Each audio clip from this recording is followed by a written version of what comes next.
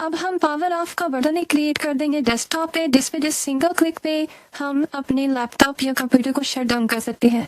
तो उसके लिए डेस्कटॉप पे राइट क्लिक करेंगे, देन ऑप्शन है नीचे न्यू का, उस पर क्लिक करेंगे और सेकंड ऑप्शन है फोल्डर के नीचे शॉर्टकट का, शॉर्टकट पे क्लिक कर देंगे। एक नई विंडो हमारे पास आ जाएगी। यहाँ पे लिखा हुआ है type the location of the item.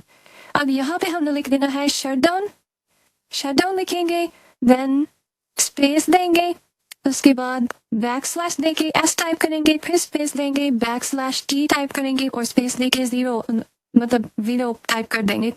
ये मैं डिस्क्रिप्शन में इसका लिख दूंगी एंड देन नेक्स्ट पे क्लिक करेंगे। अब यहाँ पे है हम अपने शॉर्टकट का जो भी नाम रखना चाहते हैं वो हम यहाँ पे रख सकते हैं। बाय डिफॉल्ट इसका ये शटडाउन ही लिखा हुआ है, इसी को हम रहने देते हैं एंड देन फिनिश पे क्लिक करेंगे। तो यहाँ डेस्कटॉप पे हमारा एक शटडाउन बटन क्रिएट हो गया।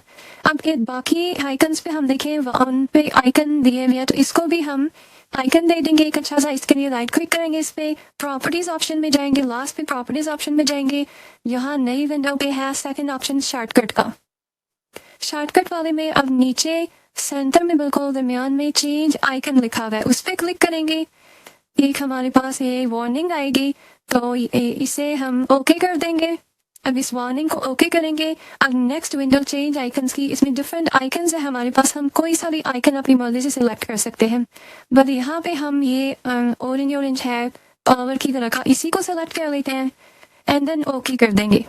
अब यहाँ पे हम नेक्स्ट विंडो पे अप्लाई कर देंगे, तो हम देख सकते हैं डेस्कटॉप पे हमारा वो बटन क्रिएट हो गया। देन ओके कर देंगे, ये हमारा आइकन बटन डेस्कटॉप पे आ गया।